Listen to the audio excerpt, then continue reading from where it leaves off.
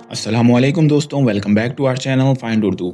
आज हम एक ज़रूरी वर्ड फॉर्मल के बारे में बात कर रहे हैं। इसका उर्दू में मतलब और इस्तेमाल क्या होता है, चलिए जानने की कोशिश करते हैं।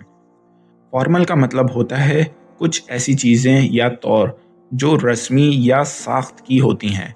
जब हम किसी प्रोफेशनल या ऑफिशियल तौर पर बात करते हैं तो हमें फॉर्मल तौर पर बात करना चाहिए। फॉर एग्ज़ाम्पल, अगर आप किसी जॉब इंटरव्यू या ऑफिस मीटिंग में हैं तो आपको ज़रूरी है कि आप अपनी तबीयत को फॉर्मल तौर पर बयान करें।